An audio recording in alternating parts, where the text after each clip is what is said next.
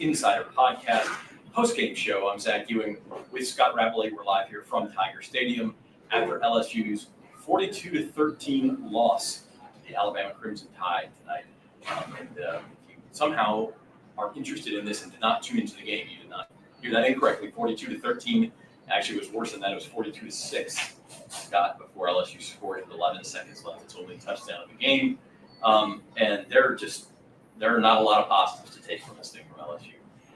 No, I feel like when I was writing my column, I felt like whatever I wrote or whatever we might say on the on this post-game show, that it probably wouldn't even match up or certainly satisfy the feelings of LSU fans after this one. This was a total debacle, virtually from beginning to end for LSU. They seem totally outclassed in this game, and leaves a lot of questions about where they go forward the rest of the season as a program. And there was a lot at stake, and you figured it could be that kind of game. If you win, well, there's a lot of reward, and you certainly have to think of the college football playoff hunt. If you're not, then you're out, and also looks way out at this point. It's really hard to figure where they are as a program right now. Yeah, I mean, it was embarrassing, and as you mentioned, this day started with College Game Day in town. You had Paul Skeens and Libby Dunn on the set with Desmond Howard and Lee Corso and Kirk Herbstreit, and kind of a big party in the LSU quad and all these sorts of things, and signs and Nick Saban's coming back, and just a lot at stake, as you said, an elimination game for the college football playoff. And we can talk about this later, LSU's not mathematically out of it. They could still technically get into the SEC championship game and win that one. I mean, as far as an at-large berth, it's over. It's a third loss, and not only a third loss, but a bad one. I mean, this is a stain that doesn't come out of your resume. Yeah, and your loss to USC has aged very badly from the season opener, and then you lost to Texas A&M. That wasn't a bad loss, but it's just that the nature. It's the eye test for the committee. I've done the CFP mock exercise a few years ago, and obviously a lot of resume things are important, a lot of numbers are important, but the eye test is important, and especially over the last two games, these back-to-back losses to A&M and Alabama. LSU has fared very poorly over the last 6 quarters of football. There's a lot of things we could go into. I mean, a lot of different ways you could go, but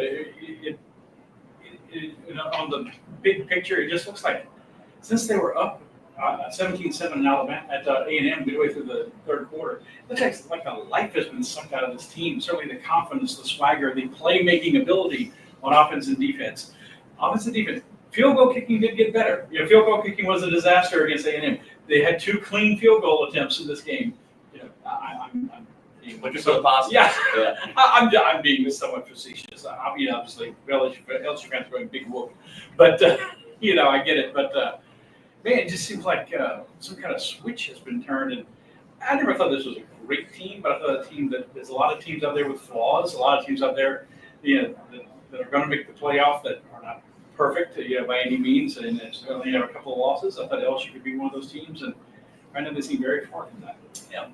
You can leave your comments and questions on the screen, and we will get to them as we can. Please keep it clean.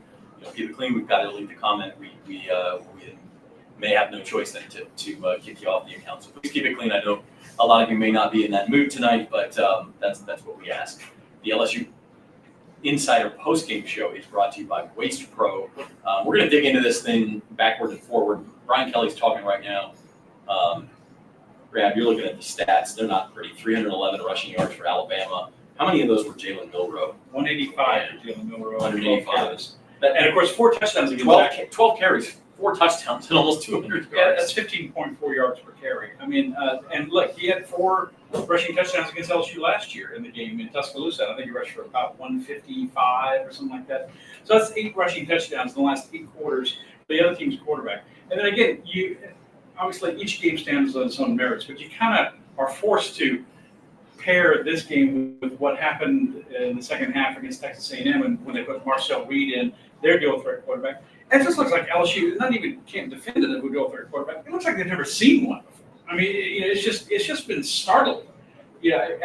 Texas A&M scored on their last 5 meaningful possessions of the game, 4 touchdowns, a field goal. They took a knee at the end of the game, so that doesn't matter. Then Alabama comes out and scores their first 2 touchdowns on their first 2 possessions, And then LSU had a couple of stops. Alabama, kind of messed up a couple of times, and then they get another touchdown to go 21-6. And they made LSU pay for every mistake. Nussmeier got sacked. He fumbled. They turned it to a touchdown. He threw 2 picks in the second half. They turned those into touchdowns. And it was just much too much for LSU to cope with. And the defense was bad. The offense was not any better. And there's, like I said, lots of questions about where they are right now as a team and where they go going forward from such an embarrassing loss. And to go back to what you said earlier, if I may, there was such a festive atmosphere on campus. The campus was packed with people today. Game day was here for the first time in 5 years. They were Paul Skeens and Libby Dunn as the guest pickers, and of course opens the headgear on, the LSU headgear. He's picking the Tigers, and just so many people packing the campus. One of those days where there's tens of thousands of people on campus who were just here for the party. They're not here to actually go to the game. You couldn't get a ticket for the game. It was $300 to get into right, and then I'm sure it left everyone wondering what all of the fuss was about. I'm sure Omar the Tiger wondered what all the fuss was about. The red tiger they brought in here, put on the field before the game. Just seems like I'm being facetious here mostly, but it seems like bad mojo to bring in the Tiger out of state. Bring back a tradition that everyone kind of decided that its time had passed, and it's not even like the Tiger, and the governor wants a Tiger. It just seems like bad mojo. I mean, obviously it had nothing to do with the game itself, but I thought that whole episode was anticlimactic. They brought him out. They didn't even parade the cage around the field or anything. They just kind of trotted out in the corner, shined a light on it, and then took the Tiger back in. He paced around in his cage for a little while, and then the game started. And I know people don't want to hear this, but I do think you've got to give some credit to Kalen DeBoer and Alabama too. This is a team, a program that, by their standards, was on absolute life support a couple weeks ago. They lost to Tennessee. Before that, they lost to Vanderbilt of all teams. Could have lost to South Carolina. Yeah, people wanted to run Kalen DeBoer out of town. And now what have they done? They've outscored 2 top 25 teams the last 2 weeks, 76-13, if I'm doing the math correctly. They beat Missouri 34-0 last week in Tuscaloosa. And now they come to LSU in the rain, crazy loud atmosphere. Everybody's juiced up. And they just systematically kind of went down the field those first 2 drives and executed. And in between got, held LSU to a field goal and, just really kind of throttled LSU in that first half. I thought going into the game, I picked LSU to win, but I thought they would need some help from Alabama. That they would need the bad, or at least the mediocre Alabama, the mistake-prone Alabama to show up.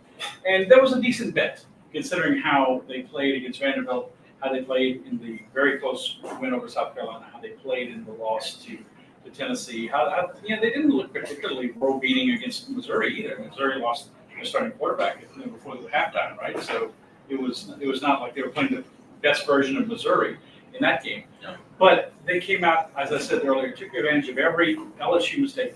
3 turnovers, 3 touchdowns. You couldn't ask for it anymore. Jalen Milroe was superb. They were converting every third down. They were controlling the clock. They were keeping LSU's offense off the field. And LSU's offense never seemed to be able to get into rhythm. They'd make a good play, and then Kyron Lacy's toe is just out of bounds, or they make a good play. Oh, there's holding, or they get a sack on Miller. They finally bring him to the ground, and the defender's hand just happens to kind of swing up, and he gets him with a face mask, 15-yard penalty. They keep that drive alive. It just none of it went right for LSU, and LSU didn't help themselves. So Alabama was I think the best version of itself in this game. They're still a talented team. There's not the Nick Saban veneer anymore that they kind of fear that he's the master puppeteer and he's going to figure out a way to beat your team no matter what. I don't think there's that fear of Kalen DeBoer and his coaching style and his acumen as a coach. But they're still very good, and they're still a team that was in the initial college football playoff rankings and are only going to probably move up a notch or two in the second ones when they're revealed this week. And like I said, for LSU, it's all over if it was ever revealed to begin. Yeah, no doubt about it. I'm told our audio may not be great, so we're going to take our break. We owe you a break anyway. Let's take a commercial. We'll see if we can get that fixed, and we will be back on the LSU Sports Insider postgame show. Experience the convenience and cleanliness that Waste Pro brings to Mardi Gras, LSU tailgates, and festivals with our top-notch portable toilet services. Perfect for large crowds and community events. Join the countless satisfied families and organizers who trust Waste Pro to keep their gatherings spotless and sanitary. Discover more about our services and make your next event a success at wasteprousa.com.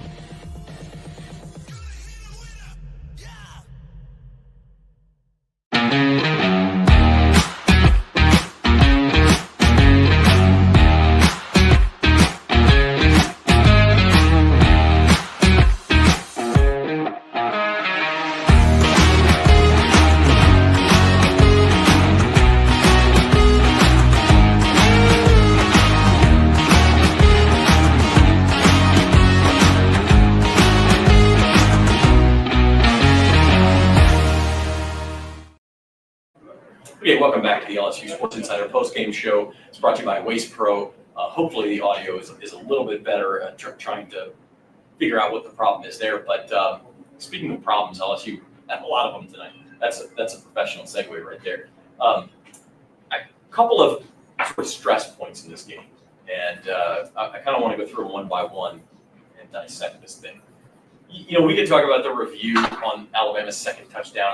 I thought Jamarian Miller was down on that play. I didn't play on replays, elbow was down. But I mean, that was second and goal. They're going to have third and goal from about the 1 foot line if he is down. So, you know, maybe that's. And they could leave LSU there on fourth down if they don't get it. I mean, they're going to try on fourth down, I'm sure. Right. And so I don't know about that one, but it's 14-6 later in the second quarter. LSU has just stopped Alabama on downs. And Garrett Nussmeier gets pressure right in the middle, spins away awkwardly back to his left and fumbles the ball. And Alabama was up 21-6, like 3 plays later. To me, that fumble right there, and we could, maybe turn this into a larger discussion about Garrett Nussmeier, because another one of these stress points is the interception he throws on the first drive of the second half. I mean, those 2 turnovers, you just can't have that in a game like this. And Nussmeier, for as well as he's played at times this year, not good the last 6 quarters or so. He's now thrown 11 interceptions on the season, 21 touchdowns. The touchdown pass currently see with 11 seconds left. Almost doesn't count, but it does count in the stat total. He made that fumble, and like I said, Alabama converted that to a touchdown. They go 21-6 at the half, and then strangely at the end of the first half, LSU throws this little swing pass out to Durham and the right flat that goes nowhere, and the clock is still running. Alabama's out of timeouts. It was fourth down, but I didn't understand why not try to load it up and throw a Hail Mary. Maybe you get an interference call and you can kick another field goal, or you probably don't get a touchdown. It's low percentage, but it seemed like they were fearing something else bad happening. Yeah. Anyway, they're down 21-6. They get the ball. LSU gets the ball to start the second half. Brian Kelly, of course, he won the toss and they like to defer. And so they're driving down, and they're right down there on the doorstep, and Nussmeier just doesn't seem to see the defender. I thought the receiver was pretty well covered to boot, and he throws an interception right at the goal line, and it just kills him. If they could have scored a touchdown right there, maybe they go for 2. Say they make a 2-point conversion, then suddenly they're down 21-14. They are in the game. Crowd's back in the game. I mean, to me, the game wasn't officially over at that point, but they had gone for a fourth down twice on that drive. The drive took more than 6 minutes, and for it to end like that, not only with no points, but Alabama got a touchback out of the deal. They weren't even backed up inside the front 5 or anything like that.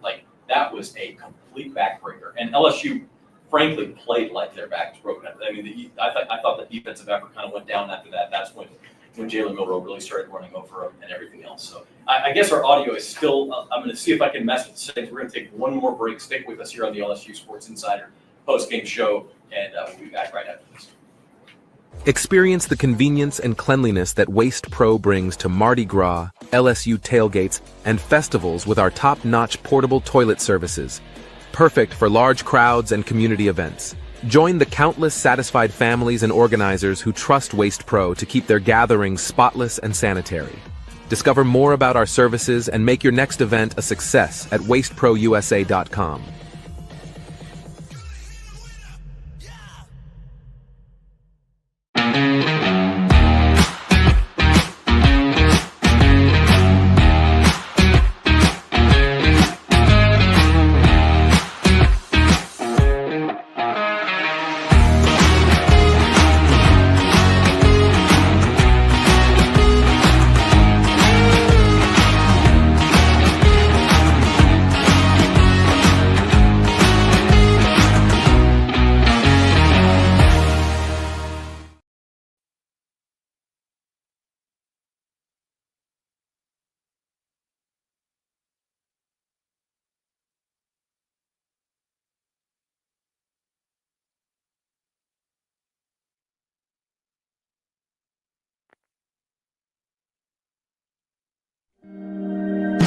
You know how far I've gone, now I'm home again.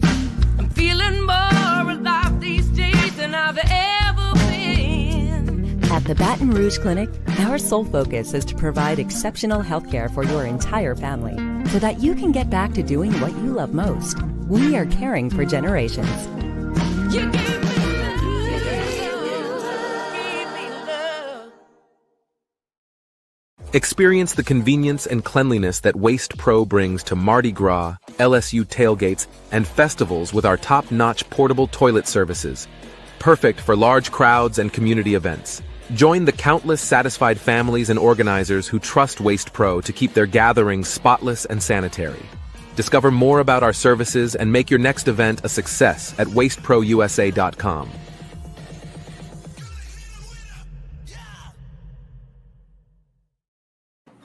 Okay, back at Tiger Stadium. Apologies for the audio issues. Zach Ewing with Scott Ravelay here. Hopefully you all. It's live TV. Yeah, and hopefully y'all can hear us well enough.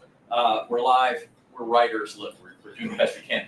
But let me ask you this, Scott. What did you write about in your column that appears in the Advocate tomorrow? I know you're going to go back and update it a little bit, get some Brian Kelly quotes in there and things like that. But how hard do you come down on Brian Kelly and the Tigers? I mean, pretty hard. I mean, they were mistake prone. The defense just looked totally, lost in terms of trying to stop a talented dual threat quarterback in Jalen Milroe. But yeah, is he Jaden Daniels? I don't quite think he is, but LSU's made him look really, really good in these last 2 years, and just LSU looked like a pretender in terms of being a college football playoff contender. Look, the debate will come down to when you think of the program overall, and year 3, Brian Kelly, he's always done well in year 3, and that's supposed to make this expanded college football playoff and all that. But either you got it or you don't. And there was certainly a lot of questions about this team coming into the season where you could say, I'm doubting that they do. And not to have a losing season, and they're not going to have that, but just to kind of, now they're kind of in a position to play out the string against Florida, Vanderbilt, and Oklahoma in their final 3 games and just make it to a bowl game. But where's the program going forward at this point? Are they getting closer to being back in national championship contention like they were in 2019? And right now you have to say no. I mean, you have to say there's still a lot of building to do. It seems like they fix a problem, and it's like whack-a-mole, as I said in my column going into the game. It's like they fix one problem and another one crops up. They fix this problem, another one crops up. Yeah. And they kind of had to work from behind. He had to replace his entire defensive staff because the defensive staff was not doing the job. It looked like they're improving under Blake Baker, and then you have these last 6 quarters where everything just doesn't seem to be going well at all for LSU. So I think it's going to be a lot of soul searching, and however you want to define how the program is, where the season is going, where they're going under Brian Kelly. I think you're free to at this point. I didn't say this in my column, but it is a thought that occurred to me. I think for the first time, you really kind of start to wonder, are they getting their money's worth? Yeah, I mean, look, I know a lot of the comments are going to be fire Brian Kelly. He's done. We're not at that point. Like, that's reactionary. He's won a lot of games here already in 2+ years. But I will say this, Scott, and you can disagree with me if you want. And sometimes maybe this is an overreaction to 1.5 games that we saw at the second half in College Station, and then tonight. But this team is awfully close to being 4-5 right now. And maybe it takes. I wouldn't disagree at all. Yeah, maybe it takes one bad game to crystallize that. But if you look at the South Carolina game in particular, where LSU really got away with one in Columbia. I mean, they had Garrett Nussmeier throw a pick 6 that got called back on kind of a dubious roughing the passer call, and then they're able to survive in South Carolina. And then Ole Miss here, the last home game, which was the high of highs for LSU. You never let it. Yeah, they really got away with that one too. They score on a 4th down to send it to overtime and then win in overtime. And I mean, look, it's a great win. I'm not trying to take it away from LSU, but right. They're about 2 plays away from being 4-5 right now, and you're really in crisis mode if that's the case. No, that's fair. It's definitely fair because South Carolina can say, hey, we could have beaten LSU and Alabama. They lost to Bama by 2 and LSU by 3. They could have 1 loss. And they're in the SEC in playoff contention. They beat Vanderbilt today. So yeah, all that's fair. And you just expect that they're going to be moving forward. The first year, look, they were starting from behind, right? Everybody remembers 39 scholarship players in the Texas Bowl at the end of Ed Orgeron's tenure, and then they built that and probably were ahead of the schedule going to the SEC championship game in 2022. Then last year, you kind of had half a team. You had a fabulous offense and the Heisman winner in Jaden Daniels. And then this year, it seems like they're not quite as good on offense, and they're definitely not quite as good on offense, and not quite as good on defense. And the parts that are missing is really glaring, like a running game or an offensive line that's supposed to be a strength of the team that can't really run block very well, and a defense that's just continuing to give up big, back-breaking plays. And and I thought sometimes is it the players, is it the execution, is it the play calling? I did think there were a couple of things that you just very slim positives, right? Garrett Nussmeier was willing to run the ball in some key situations when it called for it, when the situation presented itself. They Joe Sloan kind of went into the bag of tricks, right? They faked some confusion on a fourth down, and Nussmeier sneaked for the first down, and they did a direct snap. I think that resulted in a penalty, though. I don't think that worked out to Juwan Johnson. There were a couple of an end around, a couple of other plays. And they kind of opened things up a little bit in that respect, but obviously nothing seemed to help. And now you're like, what's the motivation? What's the goal? And you get back to the Tax Slayer Bowl or whatever. I mean, that's not. I think Brian Kelly did not. It's funny to say this. Looking back on it, he didn't do himself any favors by having that 10-win season with the team that was not expected. Had they been 7-5, 8-4 that year, and then built it up to a fun team that was ultimately, fatally flawed last year, but you win a Heisman Trophy and everything. And then this year, maybe you go win 8 or 9 games again. And, it feels a little more building than when you go from 10 to 10 to maybe 9 this year. Look, I don't know what Bryce Underwood is thinking, but he's hearing overtures from Michigan. And if you're Bryce Underwood and you see that LSU was here for I mean, they're getting crushed by Alabama, and the fans are leaving in droves in the third quarter. I mean, I would too. It was raining, and your team's getting killed. Maybe a few more doubts creep into his mind. I don't know. I've never talked to Bryce Underwood. Maybe he's going to be loyal to LSU. Maybe it's just a question of NIL. I don't know. Maybe he sees I definitely have an opportunity here. I will say this. It's not like Michigan's beaten down. No, they lost. They got hammered by Indiana today too.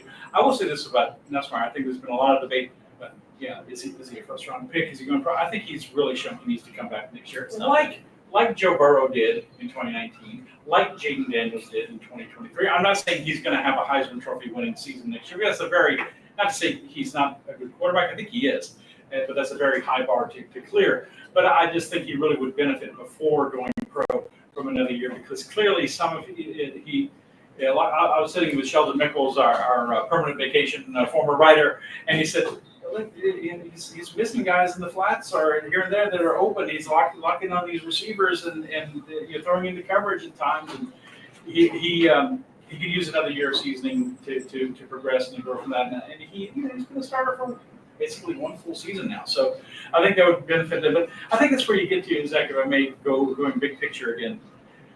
The thing was, they got to make the playoff this year, and I've been thinking this because next year there's so much uncertainty. You're going to lose a lot of guys on the offensive line. You're going to lose some key defensive players. Harold Perkins, I don't think he's going to come back. You're going to lose a Kyron Lacey probably and some other guys. And then, where are they going to be next year when you have a road schedule? The schedule flips. So you go to Alabama and Ole Miss and Oklahoma, and Texas A&M comes here, and they go to Vanderbilt. That's a tough schedule. So are you waiting until 2026? Go to Clemson as well next year. Go to Clemson as well, which obviously counts for a CFP contention. Are you waiting until 2026 to be a college football playoff contender? I don't think that's what anyone, Brian Kelly or his superiors or certainly the fans, thought that would be the case when he arrived here in 2022. Thought there would be more results quicker, and maybe they will be. College football is kind of got like college basketball again. Now that you could have a few players transfer in, and things could look a lot different than what you think they might have going in. But there's a lot more uncertainty, and there's a lot more questions about how far and how fast this program can go under Kelly, and will they ever get it?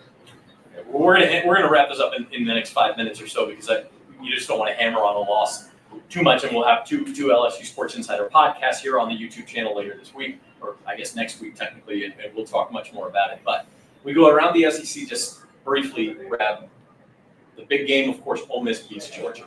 Okay, Okay, so now Georgia's got 2 losses in the SEC, as does Ole Miss, as does LSU, as does Alabama.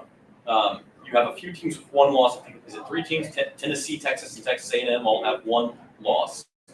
And then you have this. It was a 5-team tie with 1 loss. Yeah. So you have 3 with 1 loss, and then I think you have 6 with 2 losses. You have the 4 I just mentioned: LSU, Alabama, Georgia, Ole Miss, Missouri 1. They have only 2 losses. Maybe it's 5. 5 teams with 2 losses. So there is a chance at 6-2 there could be a log jam for second place, and one of those 6-2 teams gets to Atlanta for the SEC championship game. And of course, if you win the SEC championship game, you're in the playoff no matter what else. Yeah, no matter what else happens, right? So that is the chance that LSU has to hope for, is that they win some tiebreaker. A win over Ole Miss is going to help if that's the case. A loss to Alabama is going to hurt. A loss to Texas A&M is going to hurt. I don't know all the permutations of who you need to lose. It's a long list, right? I mean, I think at this point, you just have to say, let's reconvene in 3 weeks and see if there's a chance still then. Yeah, just to recap for the fans, with the addition of Texas and Oklahoma to make it a 16-team league, they've done away with divisions. So there's no East and West anymore. So you can't win a division and hope you get there. You're just trying to be one of the top 2 teams. And it does look like at this point, I would say conventional wisdom says the Texas A&M winner is probably in the championship game, and then you're going to have to go to some way down the list of tiebreakers potentially to find the other team they're going to play. I would assume that still includes LSU, who has 2 conference losses at this point. If they could win out, finish 6-2 in conference, all is not lost in that regard. It just doesn't feel like that right now, or that you say, well, are they going to get, what's the point of them getting there if you're just going to get hammered by somebody in the championship game? Who knows? But the point is that it's beyond complicated now with 16 teams and all these other new tiebreakers that they have for the conference championship. So the season is not over. You still trying to win every game, and you're trying to get to a playoff or a bowl and go forward in that respect. It feels very dark, I'm sure, right now for a lot of LSU fans who came into this day thinking Alabama's there for the taking, right? It's not. It's certainly not a 2011 LSU defense. It's not a 2011 Alabama team out there, that beat LSU for the national championship after losing the game of the century in Tuscaloosa. It's a team that could have been had, and they played well, and LSU didn't, and it was just really about as bad as you could expect it to be, which is really, I guess, the part that's really startling too. Yeah, and I mean, I'll say this, like LSU, first of all, for any of what I just said to Matt, they've got to win their last 3. Right now, after watching tonight, they're going to be favored in all 3 of those games, significant favorites, but they got to play better than they did tonight. I think you got to pick yourself up, go to Gainesville next week. Florida's still playing hard. They got their brains beaten by Texas today, but they're still playing hard. They're down to a 3rd-string quarterback. I mean, so you figure you win that game. Vanderbilt comes in here, like you see what Marcel Reed and Jalen Milroe did to this defense. You think Diego Pavia is not going to have? I mean, he's at least going to give you a game. I would think. On November the 23rd, and then Oklahoma, they may be playing for a bowl. I mean, which is a disaster for a program like that to miss a bowl. They may have to win this game. I mean, so they're going to come in and play hard. So it's not going to be given to you. But I will say this: even without all the standings and you could win a 6-way tiebreaker and maybe you sneak into the playoff. Forget all that. 9-3 is just going to feel a heck of a lot better than 8-4 or 7-5. I still think at that point you feel like maybe you have something to build on for this program. Yeah, at the end, if you got there at the end of it, and if you win these next 3, you start to put this game farther and farther in the rearview mirror, and the second half of the A&M game farther into the rearview mirror. And maybe that's true, but I think there's just been a lot of feeling with the program in the last 2 years that things could be better. I mean, Brian Kelly has admitted it since the boy, if we had a good defense last year, we could have won the national championship. Yes, you could have, because the offense was so good. And this year you have a team that you just thought, well, maybe they can make sure. I don't think anyone thought they were, preseason number 1, anything like that, obviously. But they thought that they were moving a little farther along, and some of the things that you thought would be strengths haven't been strengths. The offensive line, I frankly been disappointed with this. The offensive weapons have been pretty good, but not great. The defense has been overall improved. It wouldn't be much of a stretch for them to be worse than last year. But still a long way to go, and but they have a good recruiting class that's coming in. If they keep Bryce Underwood, as seems likely, and all these other recruits, they've got a top 3 recruiting class coming in. That is something they can help build them for the future. It's just going to take time, and obviously patience runs very short when it comes to college football and college athletics. Yeah, and luckily, high school kids are not living and dying with every minute of every game, as a lot of fans are. So you keep that in mind too. They still want to come here. It's still a good program. But I mean, look, losing 42-13 to Alabama, fighting, scrapping and clawing to get to 9-3. It's pretty well understood. LSU fans' expectations are higher. They don't think that they should be that type of program that has to claw its way to 9-3 and get blown out when they play big games. So tonight, there's no way to put it other than a disappointment. And let's end there, Rab. Your final thoughts on just a great opportunity for this program that was not only wasted, but they really kind of fell flat. Yeah, I mean, LSU just laid an egg about as big as Tiger Stadium has seen in this game. When you had an opponent that was vulnerable, I think you'd at least say that about this Alabama team. They were vulnerable, and you're playing at home, and there was a lot of momentum, and it was you couldn't ask for Tiger Stadium or a Saturday night to be any better, other than the rain. I mean, it was loud. Koki Riley, one of our writers, was sitting next to me, and it was yelling at Koki loud. For him to hear me, he's sitting right next to me. Yeah. It was Tiger Stadium at its best, and LSU's frankly thrived in this environment under Brian Kelly. They were 13-0 under him coming into this game, in 9 games in Tiger Stadium, and that mystique and everything just seemed like it was all playing in your favor, and it just went flat as soon as Jalen Milroe had that long touchdown run. That was, believe it or not, that was almost all Alabama needed, as the final score ended up, and it just mistake compounded upon mistake for LSU. And like I said, they just seem to have lost their mojo the last couple of weeks that they've been building up to that 6-game winning streak after the USC loss to open the season. And you wonder how they're going to get it back because, like you said, going to Gainesville, I know Florida's obviously far from the Steve Spurrier, Urban Meyer kind of Florida teams, but they are playing hard and they're going to make LSU earn it. Yeah, no doubt about it. All right, Alabama 42, LSU 13 is the final. Here from Tiger Stadium, this is the LSU Sports Insider podcast.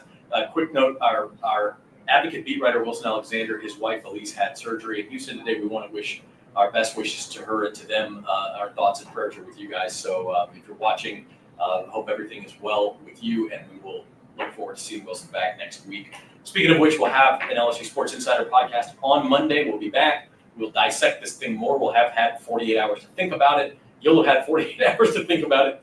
And we will go from there. Florida next week. Basketball season is underway. We'll talk some of that. And we'll be with you all school year long. So subscribe to the LSU Sports at NOLA.com YouTube channel. Hit the like button while you're down there. Our thanks to our sponsor, Waste Pro. Our producer was Patrick McGee. He's Scott Rabelais. I'm Zach Ewing, and we'll see you next time.